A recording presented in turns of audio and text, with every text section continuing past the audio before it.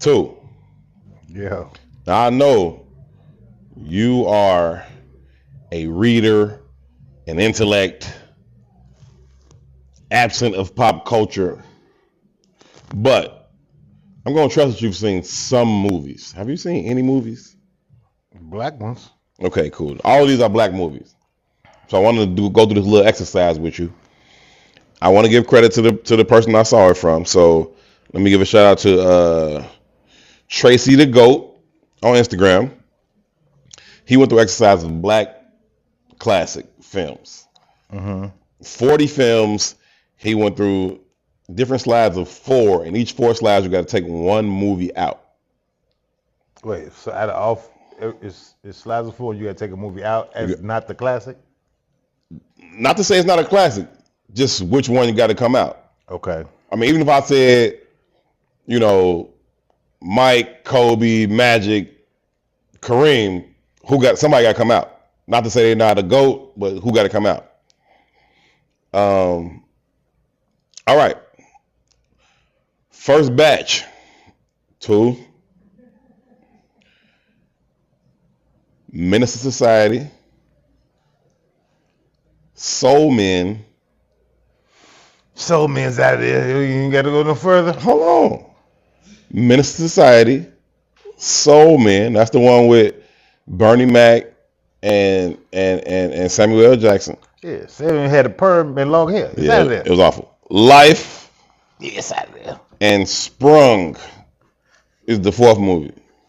Menace to Society, Soul Man, Life, Sprung. Soul Man still out there because Sprung, this was one of my first girlfriends. This is the first day we had. Like first fell in love type of demo. You were Sprung. Yeah, I was Sprung. Okay, got it. It's a personal thing for you. Personal thing, that's It's a personal thing for you. For me, Sprung out of there immediately. Yeah. Menace to Society, Life, them classics, ain't nothing to talk about. Soul Man, not a fan of it. Jackson had like a rusty blonde perm. He wasn't blonde. We get that out of that. It wasn't blonde. It was rusty blonde in the perm. He might have had like a blonde. It was rusty blonde. No, his hair wasn't, but he might have had a blonde. He looked like a quarter dope fit. It's over. It's over. I'm taking Sprung, you taking Soul Man. Sprung had that little corny light-skinned dude who never did another movie. And but you know what? That's when I got introduced to the East Side. My first little girlfriend. I'm dead. Oh yeah, East Side girls make you fall in love. Let's go. First little girlfriend, right? Here, I got a whole story behind it. Come on, East Side crazy. This pre-cell phone, all that, right? I pull up. I had it wasn't mine, but I'm driving a Suzu Rodeo. Don't matter. Let's go. Pull up. If you got a whip when you were shorty, it don't matter what the whip is. Pull up. I got so much action in the minivan. I don't know the buildings like that though. Like I don't know how to, you know what I'm saying? And you can't park over there. Facts. So I got to park on 67th.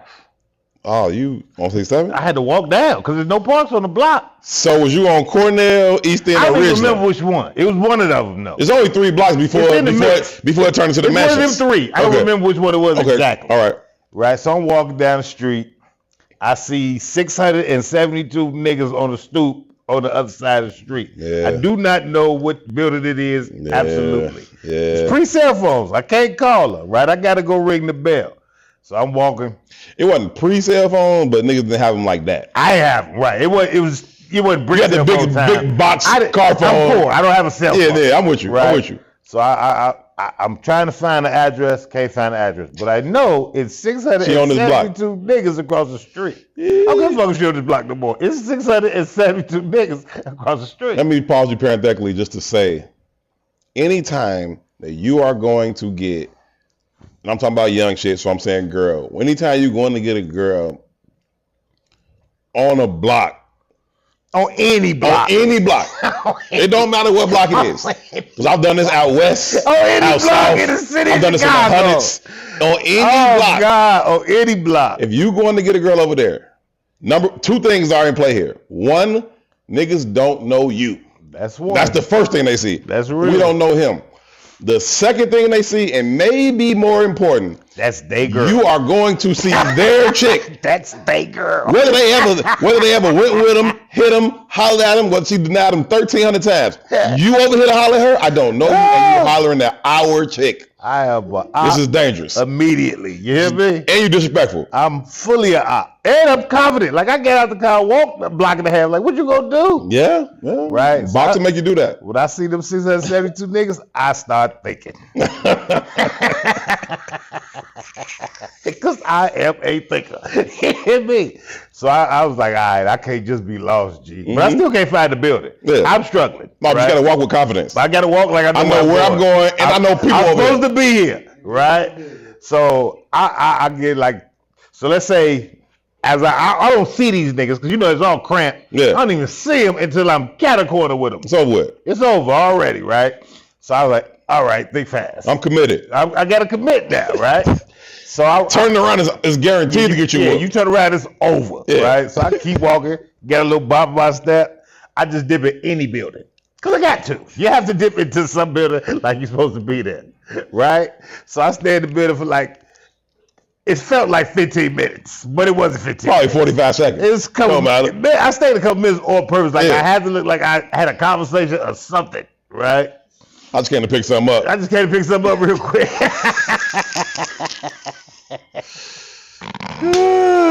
But I'm not going to see Shorty no more. Shorty is not on my mind anymore. Survival is it. Survival is imminent, right? So I bounce out, and as soon as I bounce out and start heading north towards 67th again, they all 672 of them raised up off the stoop. I don't even know how the stoop fit that many niggas. They was all there though. You know listen, when you unfamiliar on the block, 7 niggas feels like 672 niggas. It don't even matter. It was 672 of them niggas, man. In your brain, I'm sure it was. And my mind was like, run, nigga. Run now. Run now. And this young, right? I'm kind of fast a little bit. But it's somebody out of that 672 that is as fast as me. Guaranteed. And you in a whip that you gotta put your key. This ain't no. You gotta get the door. This ain't no. Yeah, you gotta use your. This ain't no remote start. You gotta put key. You gotta move out the van. No, everything. If somebody's gonna hit me from the back, I gotta jump on the west side because I had a car that I had to put the key in. Otherwise, I'd have got away. Yeah, they was coming, G. So they moseyed on over like, nigga, what's the purpose? Ain't no reason for you to mosey to this side of the street other than me, right? So as I'm walking from the apartment, by the time I get to that cat-a-corner spot, they're meeting me head on, right? We here now, you know what I mean? So either you gonna beat the shit out of me, or I got to figure some shit out. All I can do is look tough and pray. So I did exactly that. Okay. I did exactly that. So all you can do is look tough and pray. I put my hand in my hip, in my pants like I had a burner, and I looked every one of them niggas dead in their face like this. It was gangster though when I think about it, G. It was gangster. Like I walk past, I slowed my walk. Listen. I slowed down. For 672 niggas, it was like, I dare you. I ain't say that, but they felt I dare you very seriously. And then I kept pushing. Them niggas didn't do nothing. Ain't nobody get out their body. And from that point forward, I knew East Side niggas was soft as shit. Knock it off. And then I doubled back. Knock it off. I had to pay for a double back, told me to be outside. And it was good. Everything. And we would go see Sprung. Everything could happen to your ass over here. So let's start there. Everything didn't happen though. Right, because they chose not to. Everything did. They chose to let you pass. Because you carried a decent energy. And they was like, okay, he might be, from the hood. He thorough. He can handle this. Cool. Otherwise, niggas would have got on your top. Pause. Knock it off. Yeah. Anyway. Me and her had a nice dinner at Olive Garden and went to see Sprung. Question. After the movie was over, when it was 11 o'clock at night. I'm Sprung! How did you drop her off? Come to get me! How did you drop her off at 11 o'clock that night? Over the door, kicked her ass out on camera roll. Right, that part. Next 4 movies.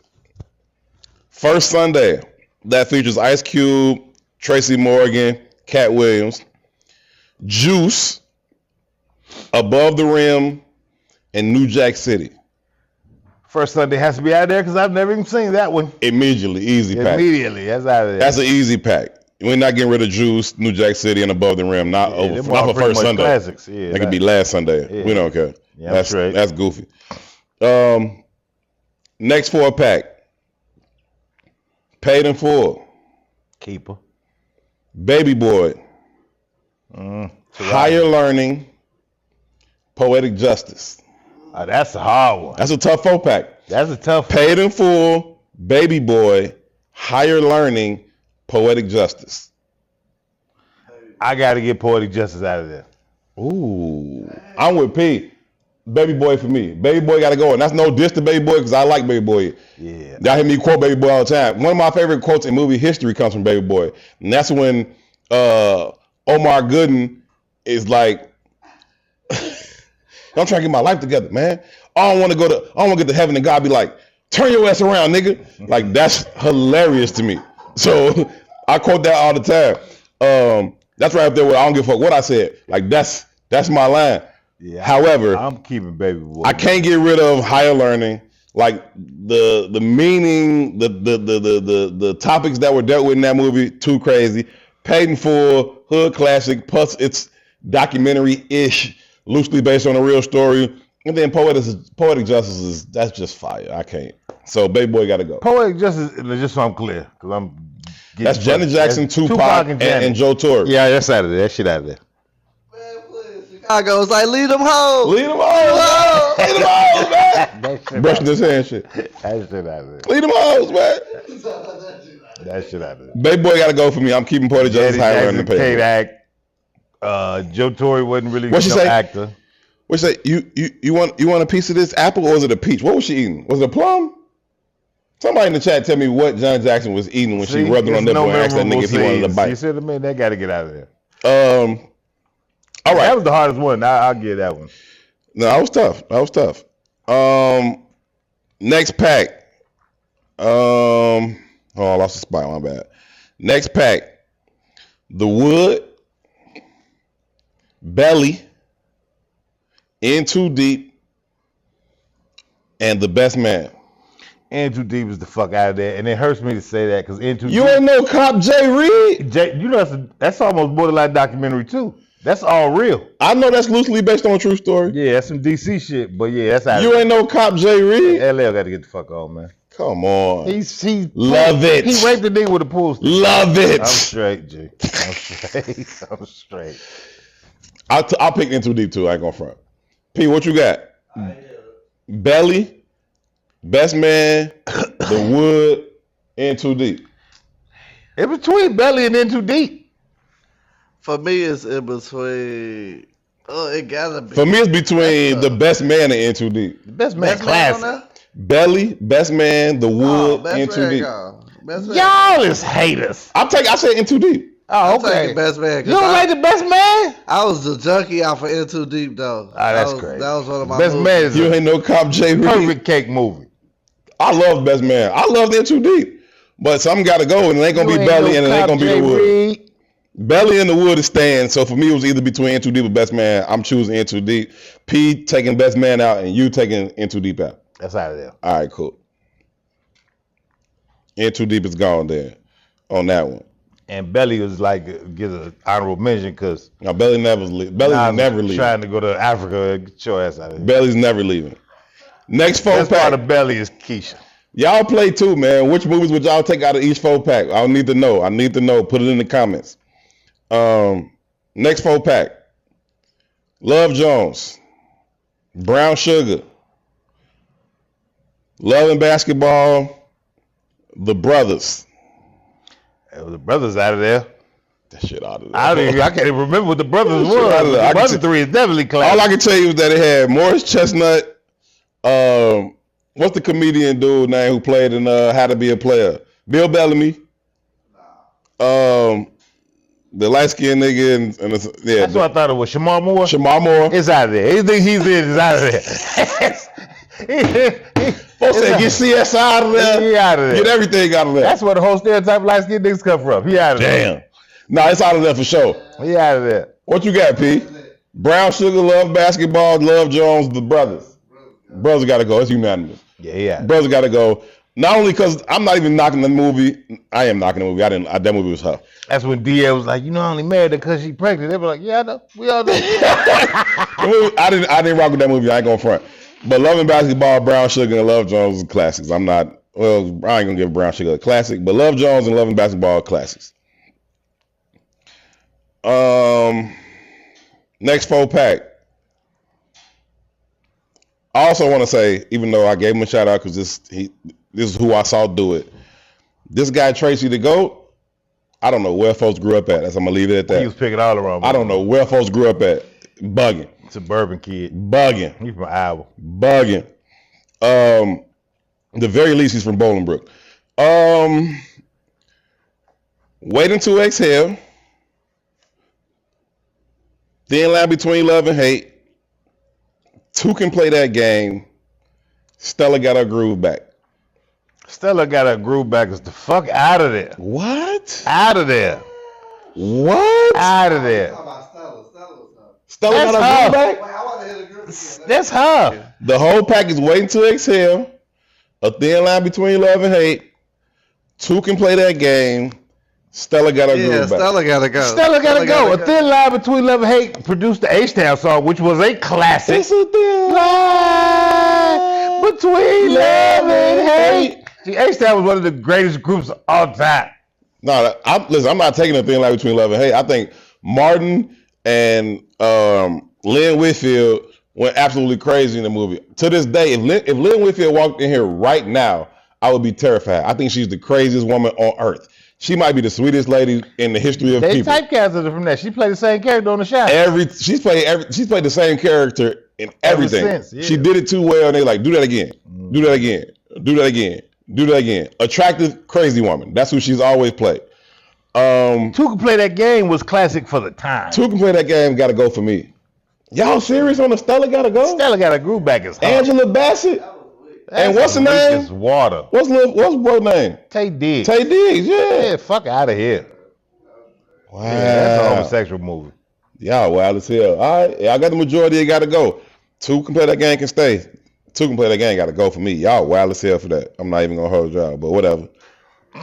It's fucking insane. Wow. It wasn't better than Stella. Yeah, the Two Can Play All That Game these movies good. classic. I'm not saying none of these movies was bad. I'm not saying any of these movies was bad except The Brothers. That shit, I don't remember nothing about that. But whatever. Here's a 4-pack. And I guarantee, for me, this is the toughest 4-pack. So listen up, P. Boys in the Hood. I knew that was gonna be in there. Harlem Nights. 2 classics. Friday.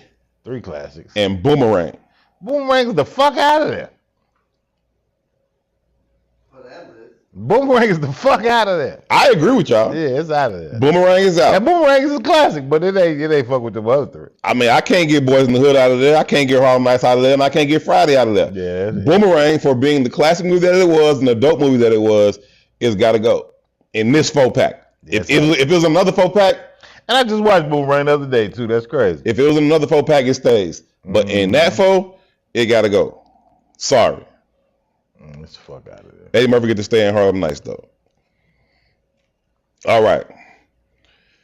Next 4-pack. House Party. Original John. Classic. Beverly Hills Cop. Classic. Coming to America. Also classic. And How to Be a Player. How to Be a Player. Bill Bellamy. All the chicks. Out of there. All the chicks. It's out of there. It's out of there. Coming to America. That's House Party. out of there. Beverly Hills Cop. House Party How to shaped Be the a Player. culture. Yeah, how to be a player. How to be a player. It's out of there. Yeah, Beverly Hills Cop was revolutionary. I agree with y'all. And Coming to America is Coming to America, the original. You know what I'm saying? I agree with y'all. It's unanimous. How to Be a Player got to go. But since we don't How to Be a Player, let me ask y'all this. The last 2 things that we kicked out was How to Be a Player and Bill Boomerang. Bellamy, the fuck up out of here. Time out. How to Be a Player and Boomerang, the last 2 movies we kicked out. Mm-hmm. Which one of those stars of the movie, Eddie Murphy or Bill Bellamy, which one had the better pack of women? On How to Be a Player versus Boomerang. Ooh. Nigga, Holly Berry's the Boomerang. We don't even have to go further than that. The other one trash. I'll give you, the other girl is trash. Robin Givens? She's trash. That's crazy. She's trash. I never liked Robert Givens. Yeah, that I can see But you trash liking is that, insane. but she's trash. She ain't Halle Berry No, level. she's trash. It ain't even like it ain't even in the game. She smoked Mike Tyson, but she not trash. She was trash to me. She had a boy body. But to that point, Bill Bellamy had a pack Yeah, he did. But even the one he was after, the little yellow one, that's he an after school special pack. Hike though. That's an after school special pack though. He had them tall. She could be what May said in the old song. She could be short, black, light skin, tight, slim. Matter of fact, Short didn't even got the light man. Like Bill Bellamy had a pack. I'm taking Bill Bellamy how to be a player. I'm taking his pack over Boomerang. Yeah, because I say this: you had Holly Berry and she's the coldest of everybody in the pack, right? But who had the better pack? But Bill Bellamy also had what? It was probably 10 of them he was working. Yeah, he had like 7, 8 of them joints. Yeah. But Holly Berry is still Holly Berry, G. All right. How to be a player is gone from the pack. We're coming to America house party in Beverly Hills. What is the next pack of 4? Let's see. Next pack of 4 contains Bad Boys, original joint. Do the Right Thing. More money, more money, more money. And I just lost the spot, my bad. And Hustle and Flow. Do the Right Thing, Bad Boys, More Money, Hustle and Flow. Or gotta go. More money is out of there. It's more money for me too. It's out of there. It's more money for me too. Do the Right Thing and Bad Boys, they cemented. They're not going nowhere. It came down to Hustle and Flow and More Money. I like Hustle and Flow better. Pete, what say you? Yeah, Hustle and Flow. I mean, not More Money out of there. More Money gotta go. Yeah. I actually like Hustle and Flow too. Yeah. Yeah, I like it. I like all the, I don't. It's not a movie in this whole list that I didn't like, except The Brothers. Hey, Terrence Howard a wild motherfucker, man. You seen all the press he been getting lately? Yeah, I fuck with him though. I do fuck too. with his level of wild. Like it's some man respectable shit. There's some intellect and some gumption in there. There's some intellectual thuggery like, with this my shit. career is over with, but this is what I did. And keep it a buck. I probably could have been. He was like, Denzel was like, hey man, they trying to put all this money in your hand, but your fist closed, you want to fight. He said, open your hand and let them put the money in it. He like, fuck it. It is what it is. I knew P was gonna pick Hustle and Flow because P a pimp. More Money gotta go. All right, what else? I think it's one more pack. Here we go. We got Booty Call. Out of there. The Wash. Out of there. Barbershop. We keep it that one. And Set It Off. And we gonna keep Set It Off too. The first two get the fuck on. I don't care. Either one? Either one of them. P, if we keep in Barbershop and Set It Off, what gotta go? Booty Call or The Wash? Booty Call gotta go? It's a toss-up to me. I really don't give a shit. Since he picked both and you picked Booty Call can go. We keep The Wash. We're Yeah, because stupid. The Wash I like The Wash. I did too. I like Booty Call. Robbers call, nigga. Yeah. These the robbers. We the Hey, I forgot about that till you just said it. When them niggas pulled up though, and Snoop the guy that kind of talked to a girl, and them niggas was like, who was you nigga? Dre was pulling off on his ass. That's the only part I like. we keep The Wash. We get rid of Booty Call. That's Jamie Foxx, Tommy Davidson. We get rid of them, Vivica A. Fox. We get rid of them. Okay, but Vivica A. Fox stayed with Set It Off. Cool beans. I just thought that was a little fun exercise to do on some of the classic. Cool little icebreaker. Yeah, man. Welcome to this episode of Herb Tou. I am alongside Toussaint Warner. My name is Herb Howard. This is where we get together. We talk about issues currently impacting the black community, how those issues impact us individually, and also how they impact us as a collective. We need your help talking through these issues. So please leave your comments, leave your opinions, leave your questions. We will read through as many of them as possible. We kindly request you please take a quick second to like the video, share the video, subscribe to the page, hit the little alert so you get reminders every time we drop new content on the page. Again, this is Herb Tou. It is intellectual thuggery at its absolute finest. My name is Herb. His name is Tou. Tou, what's happening, good brother? Man, I'm tired. I got a headache. I've been sick all week. My daughter here. Hey, a lot of Big shit Bang. going on, man. Hey, man. I ain't know Bank was here. Why you didn't bring him to the studio? Because she got her own life now. She don't be fucking with me. She just get a couple dollars and be out, right? She went to see Mariah the Scientist. She about that age. Y'all hip to Mariah the Scientist? What do you mean hip? I've heard of her. Like know who she is? I've heard of her. I couldn't name a song. She was at the Aragon Ballroom last night. Mm-hmm. Do you know how much them tickets cost? Yes. $200. P, what you think? Like 125 maybe? $400. The Aragon Ballroom. Aragon Ballroom. Standing room only. Stand up only. She was by herself? See, she had somebody named Four Bats. These were secondary market tickets? See, I thought she was on tour with Cardi B, actually. Because I've been seeing a lot of people at her shows. And I was just like, what the fuck? Well, Cardi wouldn't do Aragon, though. I get that. I just told you who it was. It was her, Four Bats, and some other person that wasn't, like, named that I knew. I'm not trying to dish Mariah the Scientist. Was these secondary market tickets? But they are. But, okay. This is also part of the Trump presidency. Yeah. Remember, Biden put a stop to that shit. Yeah. Them shits was $400. That's wild. And up until the last minute, I think the cheapest they got to was like $278. So I got a $278 one. Shout out to my motherfucking niece. That's why I call her Big Bang. She know how to finesse her daddy out of extra $200. Man, I was talking to her uncle. I was talking to TJ. I was like, I ain't doing that shit. He's like, yeah, I call you back when you give her the butt. Right. She know how to finesse her daddy out of extra $200. That's like $450. Taking $75. Banked and bought nachos for the whole squad. All the girls in there eating nachos. That's what's up. That's crazy though. That's crazy, G. I was like, who is this person? Like, this ain't Beyonce, and y'all gotta stand up the whole time. $475, $450, $400, and they went down to like $270 something. Man, please. I said, you bullshitting me. Then they did the plane tickets hit me because I waited to the last minute trying to get a cheaper price. Let me tell you why. And we go to war, and the prices skyrocketed on my stupid ass. You got to buy plane tickets on a Tuesday. Just her birthday, though. They say Wednesday morning at 2 a.m. No, Tuesday morning. That between that 2 and 4 a.m., 2 to 5 a.m. on a Tuesday morning, not when you fly, but when you actually buy the ticket. Yeah. That's the time. I started buying secondary tickets when I got jerked on some Wayne tickets. Wayne was doing a show right. What the fuck we at? Wayne was doing a show right there at that little concert venue right there. Wayne was doing a joint right there. I had tickets and shit. Actually, I didn't even get them. My partner got them. And she's like, I know you fucking Wayne. Go to the show. I got you. I'm like, okay, cool. I get the tickets. I go there. They scan my shit. Bloop. Fake ass ticket. Got your ass. Got your bitch. I'm confident. It's me. Fuck you talking about?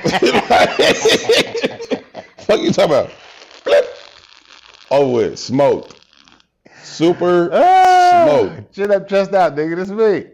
Right. Cool out. I call like, hey, babe, what's the confirmation code? She's like, confirmation code. Let me check my email. Jerking you records. Raping you. I didn't see Wayne that night. So yeah, at that point, I was like, okay, I'm done with the secondary market. Man, fraud is the way to go, G. I sent you shit with the lawyer. Scamming is the way to go. Dog, nigga, I was doing some business for the podcast earlier today. I called the bank. I swear to God, before the lady said hello, she said, "Did you hear the pre-message that we've been experiencing a high rate of fraud? Are you calling about a fraud complaint?"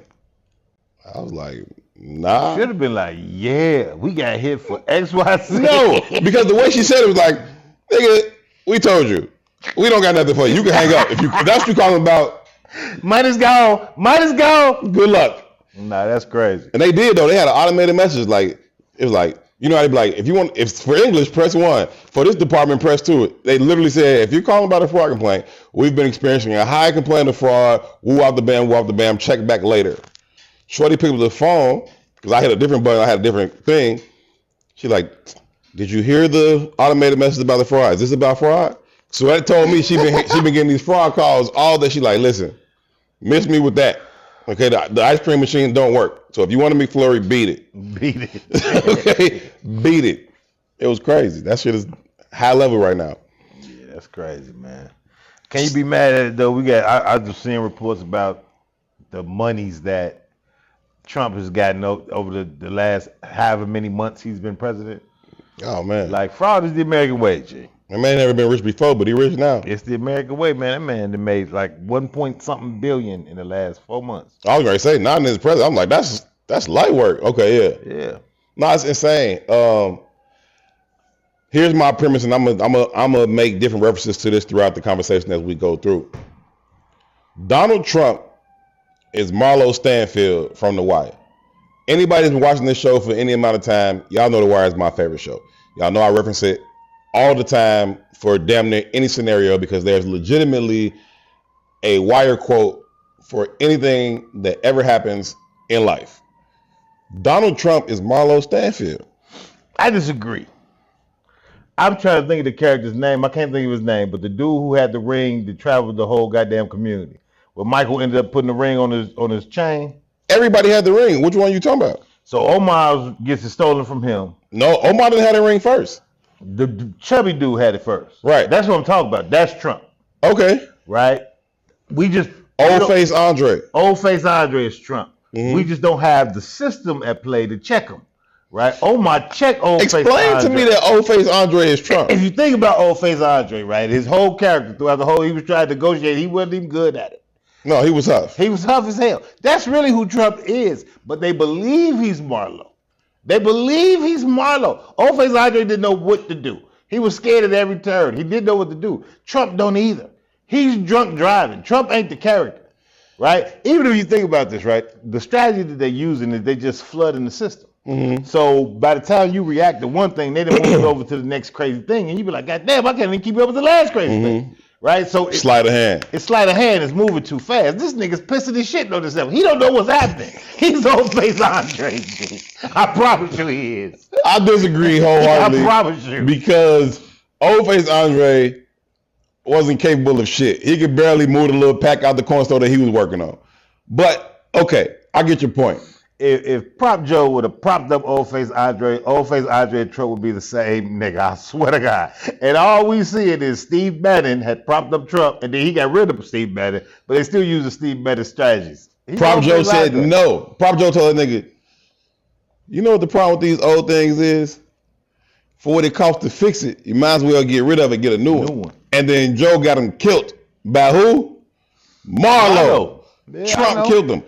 This is why I think Marlo is Trump. I mean, Trump is Marlo. Marlo played by no rules. Marlo was an outsider. He was not a part of any of the traditional sets. He wasn't with none of the mobs that was established in the game. He came from outside of that and was like, I'm taking this over. I'm not playing by no rules. Fuck all the things, right?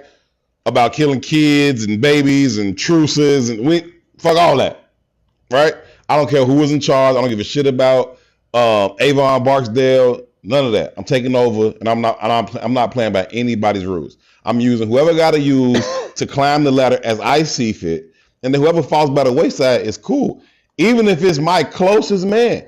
Chris Parlow was his hitter. Chris did everything Marlo told him to do without question. Kill a security guard who didn't do shit? No problem. Kill this lady security, kill the delivery lady in the grocery store?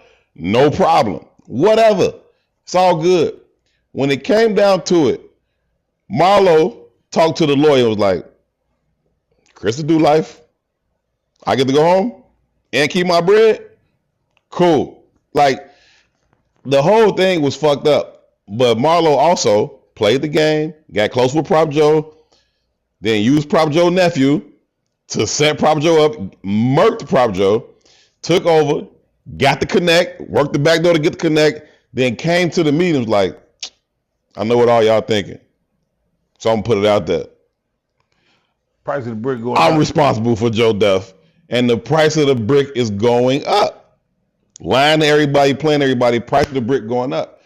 Trump getting in office, he like, we ain't playing by no rules, and the price of the brick is going up. I know we have different opinions, and we can get into this. We can get into this now about the gas prices and oil and why that's going up. But for me, the only reason it's going up is because Trump is Marlo, and now that I am the plug, the price of the brick is going up. That's it. Yeah, I think you got a misconception. I still think, knock off Venezuela. We go to Iran. We go to Iran.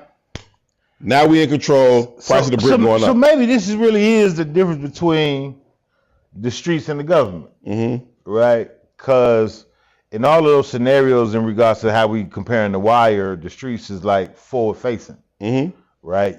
I know who Marlo is. Different game for sure. I know who Prop Joe is. Different game. Right, I know who Omar is, right? I know who these characters are. I know the roles they play. Allegedly. Right? Time out. Allegedly. You know them people by name and by watching the show. The streets couldn't identify Marlo from shit. Well, the streets couldn't identify Avon from shit. The police took a whole season to get a picture of Avon. The police came. When Marlo ran the block Marlo ran the whole West Side. When his empire went up, he came out. He go to the corner and niggas like, who the fuck is you? He like, you don't know who I am? He like, nigga, do you know who I am? It's a 16-year-old. Who you know who the fuck I am?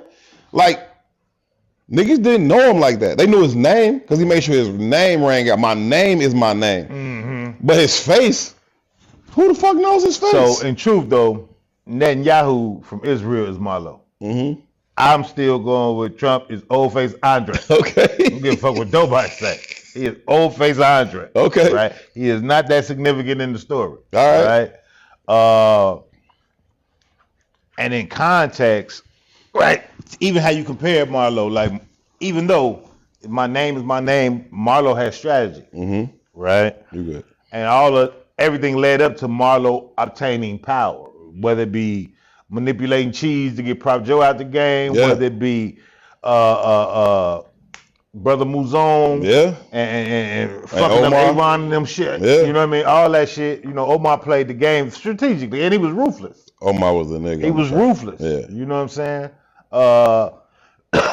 But Trump ain't that. He's a character. Netanyahu, ruthless. Old face Andre is just old face Andre, right? And they just prop old face Andre up. Then old face Andre gets the benefit. He also takes the blame, right? But he's not moving the pieces. He's a character in the show. You know what I mean? And I think right now he's in a position where I think he's met his match, and I think that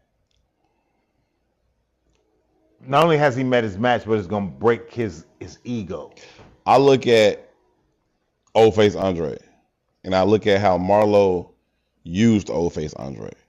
When he needed Old Face Andre, because first he was checking him like a hoe. Mm-hmm. He like, remember who the fuck? Like Netanyahu be doing the Old Face Andre. I said, Trump. Remember who the fuck you talking to before you say another fucking word. I'll be at you when I'm at you. Don't rush me on shit. Then he needed him to catch Omar. Mm-hmm. And he like went in there, pistol whipped him, killed the delivery lady, said, hey, you gonna come in here, you gonna say Omar stuck up your stove and did that. Mm-hmm. Old Face Andre, do what he told. Mm-hmm. And then Marlo like, all right, don't even worry about giving me that money back. You straight. You good for now. Just whatever. Mm-hmm. But the heat get turned up on Old Face Andre. He got to roll back on his story. They let Omar out. Now it's like, now we got to kill this nigga. So I'm saying, well, we just ain't got to that part of the story yet. Okay. Netanyahu got the Epstein files. He said, hey, that's the pistol whipping in there. You understand me? Uh-huh. That's that part of the story. Uh-huh. Now, go over here and shoot the shit out of Iran because I told you to. Because I want the whole Middle East, bitch. And we going to blame you. That's all. We just ain't got to the part of the story where he kills him.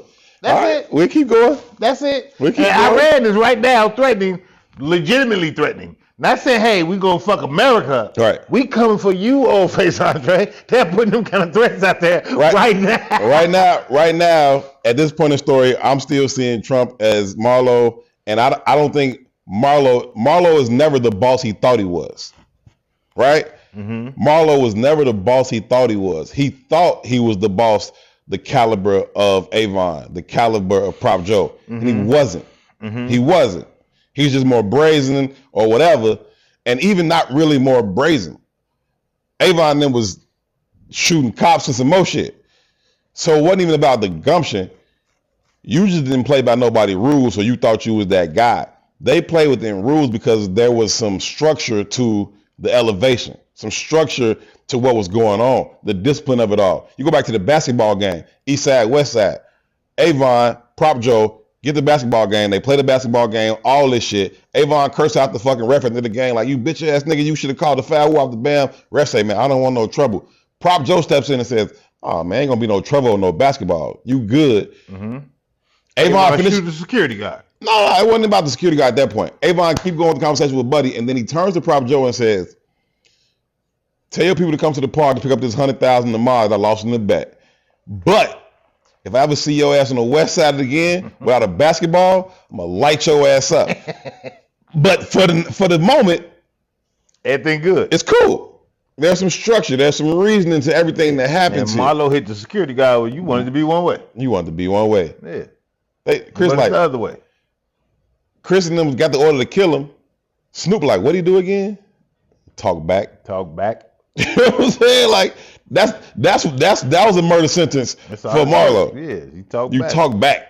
Yeah. Like goofy shit. For some shit you started. Look that man in your face. Look that man in his face and put the suckers in your pocket. Like that's different shit. Yeah, but to the point of the whole story of old face Andre, he go whichever way the wind blowing the hardest. Mm-hmm. That's what Trump do too. Netanyahu is on some old he talk back shit. He talk back. We're gonna see. Go burn Iran to the ground. We're gonna see. You know what I'm saying?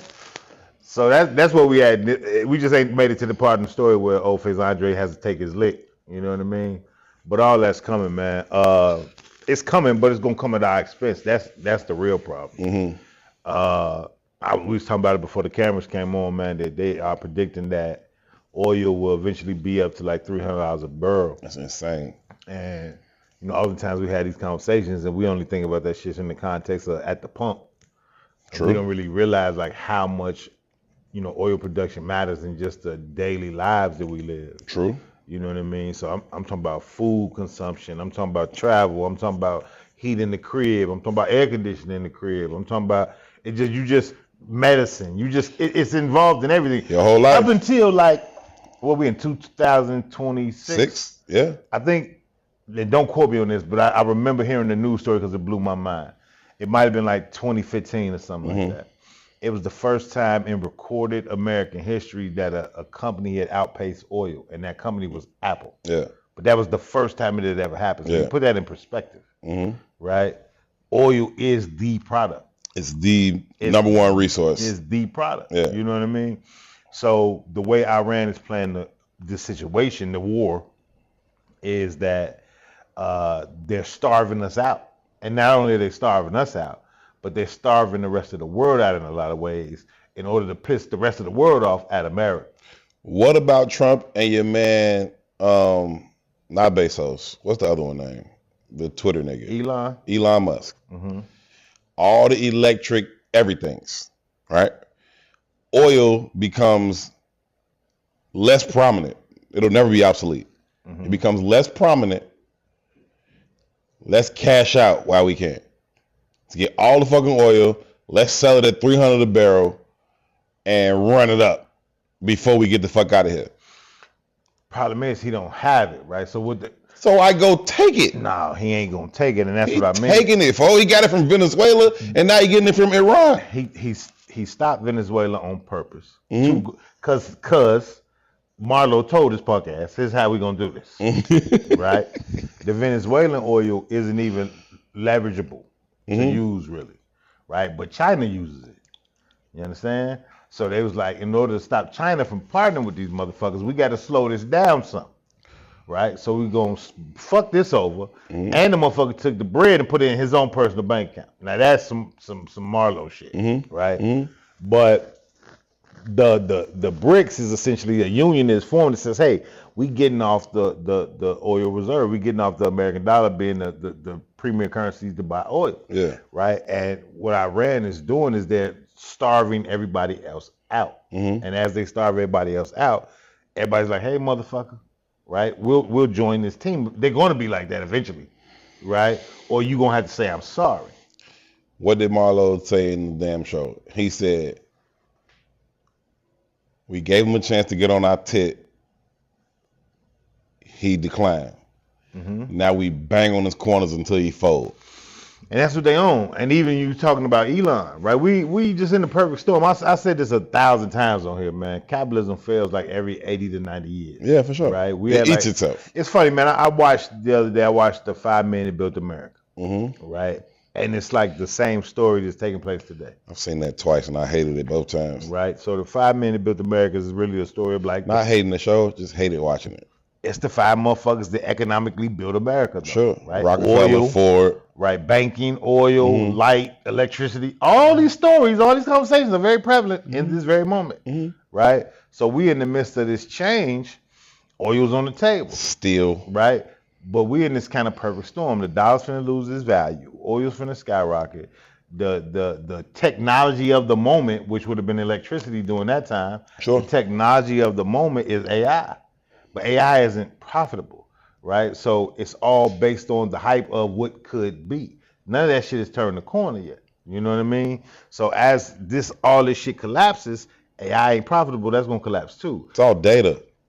Right. But it's not profitable, right? So it's on the stock market and it's inflated to an idea of what could be. It ain't proved to be none of that shit. I'm playing a game last night with my partner. The little heads up game you can play on your phone and guess this, guess that, whatever, it don't matter. Playing the game, there's a name of a white woman that neither one of us knows. So we skip it. Today, that lady and her picture pops up on her phone. Like, never heard of her before, never seen her a day in my life, but it's like, y'all mentioned it last night, here she go. It's all data driven. It's all, how can we accumulate as much data as possible? We're gonna amass as much data as possible and then utilize that to sell it to marketing companies, to different, like, that's the cash cow at the moment. You know what I mean? Like, if it can be realized, it's not being realized, right? Like the ideas of when it becomes functional, it is going to change the world. It's not functional yet, right? So it's the hypothetical of what could be. Well, we up against the clock, and what could be ain't good enough to support it or undergird what is oil.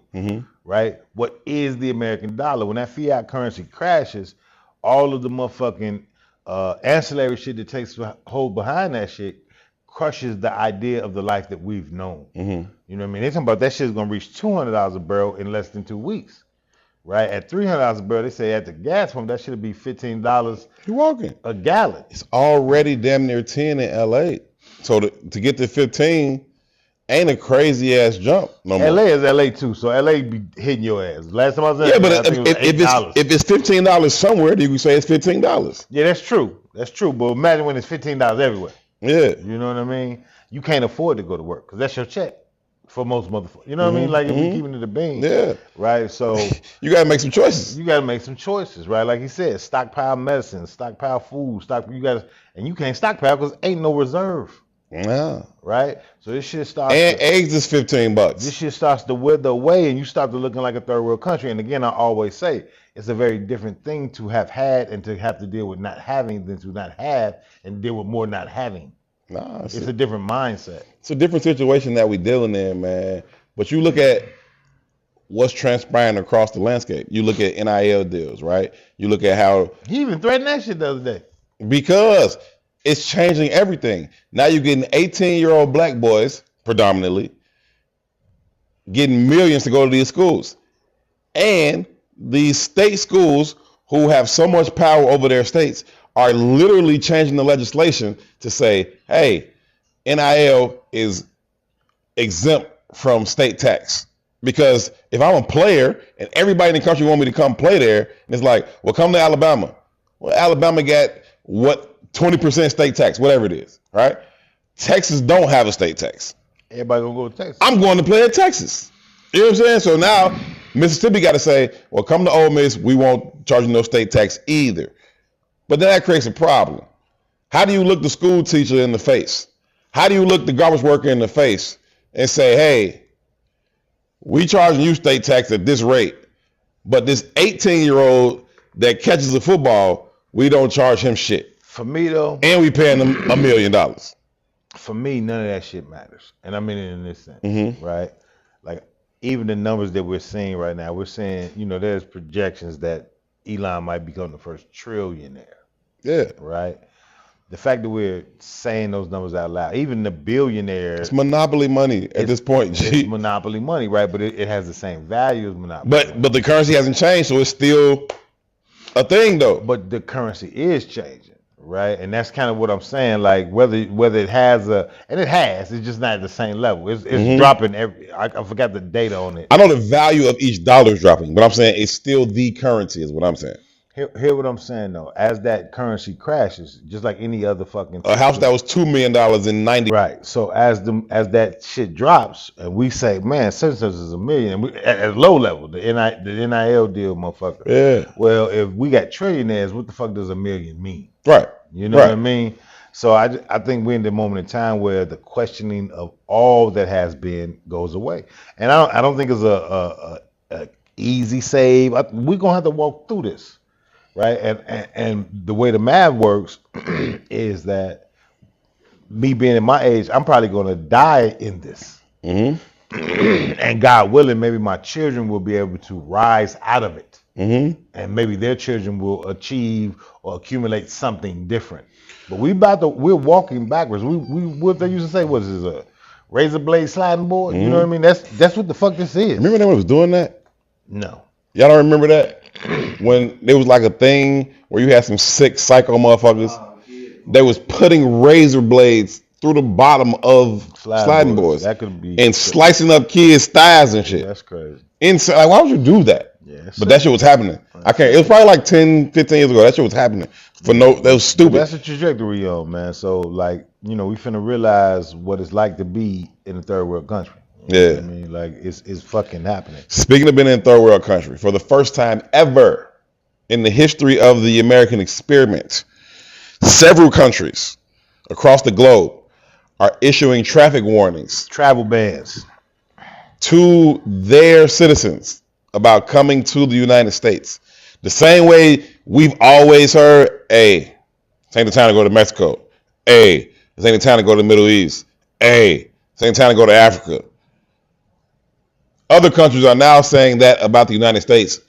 Yeah, don't go your ass there. For the first time, there are credible threats of consistent attacks on U.S. soil. That's a different thing than we've experienced before. Yeah, so I just, that's why I had This Is America. I just pulled up the list.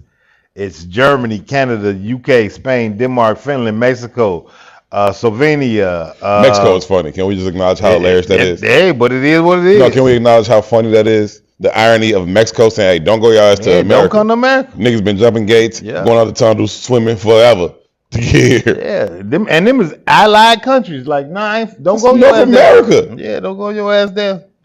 Right? Germany specifically warned, this is that having a valid visa doesn't guarantee you be let into the country. 3 German nationals were detained and denied entry despite valid documentation. But other countries was like, no, when they start to bomb that shit, because we expect that shit to get bombed, we ain't coming to get you. Yep. So like we're in unprecedented times, man, and we're gonna witness some shit that we've maybe not witnessed before. It's interesting, man. I was looking at a conversation because I'm a fan of the Joe Budden show, and Joe Budden brought up an interesting question, and he was like, specifically with Mark being on the show, he was like, with all the wrong that America does, do you still not want them to win? Right? Of course, we're fucking Americans. Well, they took the conversation somewhat different, and they all kind of stood where you stood. I don't know if I stand there though, and it's an interesting space to be in because it's just like we was having a conversation before the cameras come on. Like what happens next, but it's just more the same. Yeah. Right. And I get it. I got children, I got family, I got all that shit. And what does winning look like? Right? What does losing look like? I don't like being at the mercy of a system that I think it is our responsibility to change. Right? And because we found so much comfort in said system, we rarely have the vigor to change it. You know what I mean? And I think the level of discomfort that we're about to experience and that we would experience in the loss will force us to reevaluate what progressive looks like. Even a conversation where we're saying Elon about to have $1 trillion, right? Or what does AI look like when it does become tangible for real? Yeah. Right? From the vantage point in which I'm looking at the world now, the wealth is calcified, and the wealthy and the greedy are just gonna get wealthier and wealthier and greedier and greedier. And the only thing power concedes nothing without demand, right? And if you're comfortable, you're not gonna push past that, right? And not only you comfortable because you're dumb, right? Part of the AI boom is that it's gonna make you stupider. You know what I mean? So something radical has to happen to stop you in your tracks to say, hey, what is the value of humanity? You know better than anybody that's been my stance since 2015. Like, this shit has to come crumbling down. And even 10, 11 years ago, I saw no way for it to come down other than through hardship. It's going to get worse before it gets better, but it has to change. It has to get better. And there's no way it's going to do that while everybody is comfortable. I've said over and over again, if you on a couch and you chilling and you sleep and you comfortable, you'll never move. When you get uncomfortable, that's when you have to adjust yourself on said couch. I've never championed the idea of it or said it's going to be good or fun or, Trump's going to be none of that shit. But is it necessary? Yeah, because I'll look at this thing through a lens of blackness. And through that lens, America has never been great. So what do we have to go through? Worse than everything we've already been through. Starting with being enslaved. Moving into Jim Crow. Like, everything in between. And everything since. The war on drugs. The crime bill. Like, everything from its inception to now has been to our detriment. If we got to go through one more thing, and that's the Trump era, and if he brings us out on the better side, it is what it is. We've gone through everything, man. You kind of fuck you gonna scare black people. Like, y'all done already tied niggas to each end of horses and ripped them apart. Y'all have already raped, pillaged, kidnapped, burned, destroyed, drowned whole cities. What can y'all do to us that we should be afraid of at this point? So for me, that was my stance coming into his first presidency. This nigga is uniquely qualified, ignorant enough, arrogant enough, stupid enough to bring this whole thing crashing down. What that looks like, I don't know. I don't have a crystal ball. Never did, never said I did back then. I knew it would get ugly, but it is what it is. We got to go through some shit to come out hopefully cleaner on the other side. It's some Andy Dufresne shit. You got to crawl through 5 football fields of pure shit and hell to get your freedom. Keep moving though. Yeah. And again, I'm not disillusioned. I got children, right? And they're gonna have to deal with the brunt of whatever this is. You're gonna deal with it anyway. And that's kind of what I'm saying, right? And I think both of them are poorly equipped to deal with it, right? But I also believe in the human spirit. And I think the human spirit will elevate you to deal with whatever the moment, whatever you face. Is. Nobody was equipped to deal with slavery. Nobody was equipped with 100 lashes to your back. Nobody was equipped with white man coming to your cabin late at night, snatch your wife out the bed, rape her in your face. Nobody was with hang you up to a tree, castrate you, set you on fire. Like, nobody was built to deal with that shit. It's what came in the moment. It's what we had to face, what we had to deal with. And if this iteration of it is poverty and violence and divestment, it is what it is. It's not fucking different. But it has to be full out and strategic though, right? Because the power can't transform from the United States to Israel, because that just creates another global world power with the same mindset and same white supremacist philosophy that kind of orchestrates and dominates the rest of the world. Sure. So great. It has to be a full, for lack of a better word, destruction of that construct. What I'm saying is, as Black Americans, despite our very best efforts, we've never been able to topple it. Even when we just leave us the fuck alone. Y'all do whatever y'all gonna do, we're gonna do our thing over here. They like, that's not good enough either. Yeah. We hate y'all so much that even if y'all not trying to be involved with what we doing, we just come drown y'all shit and make a lake on your city. Yeah, I don't just think because. we tried to topple it. I think we've tried to align with it. I think we've tried to avoid it. I don't ever think we've tried to topple it though. Right? It's not Black Americans for damn sure. You know what I mean? And I think that to the point of me saying they're poorly prepared to deal with the moment in time. I don't think this is the moment in time for us per se to topple it. But it may be toppled nonetheless. I think this might be the catalyst to get to the space and place of the mindset and the energy to say like this, I can't take this. I'm with you. A couple more things before we wrap this up. One of the things we saw today was that they're passing a bill to make automatic enlistment a thing for all males 18 to 26 years old. Yeah, I don't know how valid that is. I don't know either, but it's been a conversation. So I'm not saying it's done. It's a done deal or nothing, but it's been a conversation about passing the bill to make enlistment automatic for males 18 to 26 years old. I don't have children. You have a son directly in that age group. I've got a lot of young men I care about in that age group, including your son. What the fuck does that look like? We ain't had a draft, like an actual draft. Like your birthday pop up on the nightly news like the lottery. And then you got to get shipped off or go to jail. What does that look like? Man, it looks like survival, right? Like there's arguments that black people or poor people in general are the most patriotic people in this country. But that's only because of survival, right? You have to be, right? Wealthy white folks and white folks in general that ain't from a trailer park do not join the army, right? The draft is not going to affect those people going forward. But that's kind of my point, right? The toppling of this supremacist system has to be at the forefront of the mindset of whatever that next generation torch that they're going to carry. Because those people are the ones who are inciting those kind of wars and those kind of philosophies, right? And they do it just like anything else, right? If you ain't never had to fight it, why? Well, it's a video game to me. It ain't real to me. If you ain't never had to deal with it, it ain't real to me, right? Eggs costing $15 don't matter to a motherfucker who's blowing.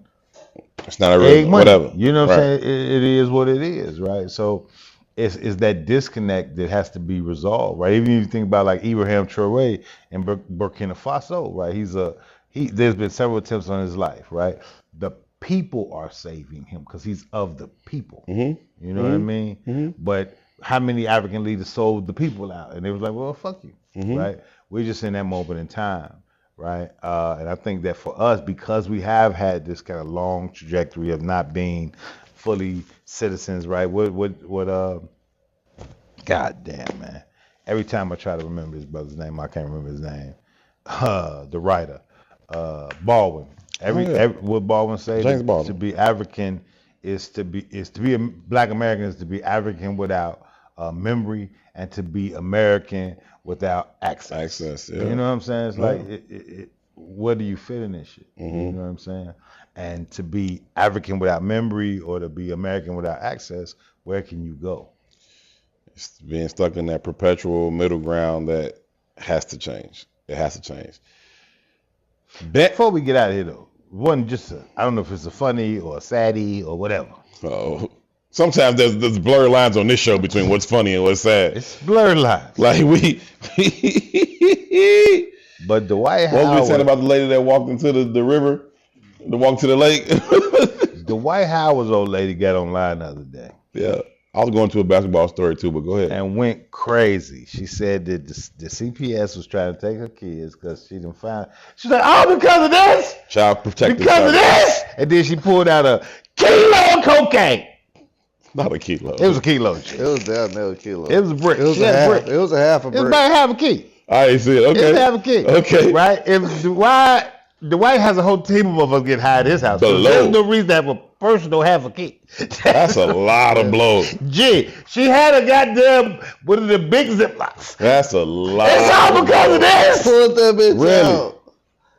That's a lot of blows. On live. I done been around my OGs and I done seen them kicking with their people at night, and I done seen heaps of powder on the table, and as they pass around the shit, the plate in the NBA. No. I'm not talking about how much powder you can have, right? I'm not talking about how much powder you can have. Clearly, Dwight Howard can get more powder than them, and they had quite an amount of powder.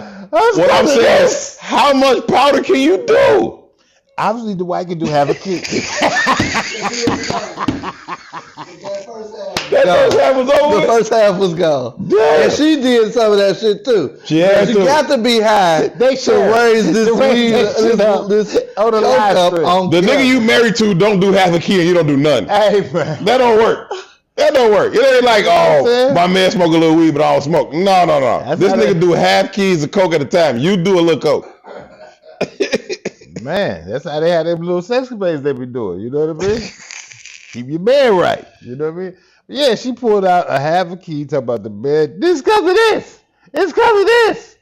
I've never heard the rumors of the white being a cokehead. I heard the gay rumors. Right. I've never heard any other thing about the white. He's actually been the symbol of health. Like they always talk about how good shape he is. Yeah. Yeah, that coke keeps you up. It's hyper. Coke can do it. Coke can do it.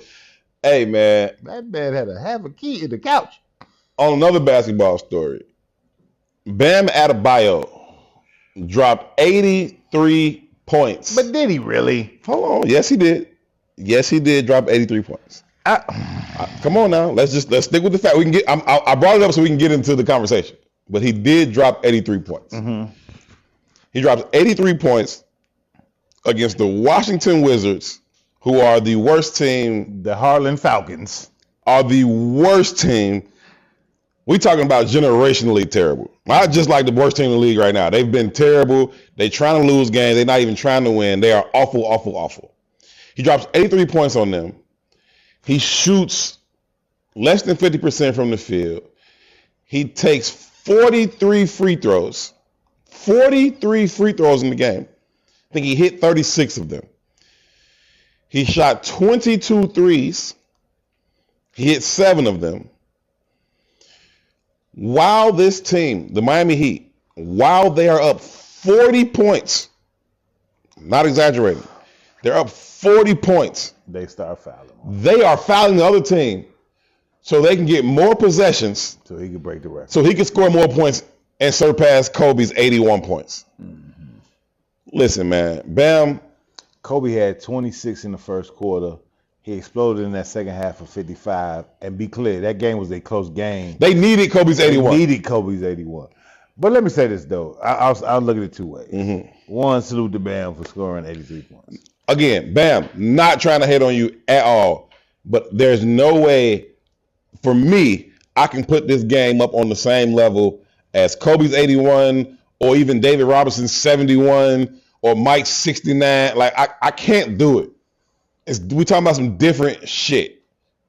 But how the game go, how life go, how technology work, 20 years from now, Bam is going to be mentioned in the same breath as Kobe. And Will Chamberlain. Mike, David Robinson, Will Chamberlain. Like, he's going to be in that conversation. And it's going to be valid because his stats say so. Dame Dillard, he dropped 70 or some shit. Cool. He went crazy. He was on fire, whatever. But anytime, I mean, you got his teammates blatantly attempting to miss free throws so they can get offensive rebounds so they can try it again. Y'all fouling people. Y'all 40 fouling people so y'all can get more possessions so he can score more points. The refs calling fouls for him. He had half court. I ain't honoring nobody in this era though for their points like that because they got 150-point games. It's trash. I mean, it's complete. It's trash to me. And good for you, Bam. If you want to walk up to the sunset with your 83. That 83 doesn't hold water to even a 63 because of how it was done. You have 40 points fouling the other team, so y'all get the ball back. So you go to free like that. It's just goofy. It's man, dog. What was we saying? Don't beat it. What was we doing? right. It's super trash. I don't honor it. I don't respect it. Good for you, Bam, on your 83, but fuck no. Fuck out of here with that bullshit. We got to go. It's Huff. It's Huff. It's very, very Huff. Huffington Post. We got to go, man. Appreciate y'all for tuning in. Please make sure you like the video. Make sure you subscribe to the page. Make sure you share the page with at least one person that you think would add value to this content or appreciate the content in and of itself. Got to give a huge shout out to P.I. He does all of the hard work behind the camera. Make sure that you are in tune with the Culture Cellar. Shout out to Smoked Out Saturdays and everything else that the Culture Cellar is producing, including the Herb Tou podcast and the Herb Howard Show. If you like football and the Bears, 'tis the season. Shout out to E4O. If you have not been to Lily Pads, Acai, 43rd and Cottage Grove, you need to get there. You need to get there on the underlay. That man's name is Tou. My name is Herb. Y'all be good to each other. Peace. Assalamu alaikum.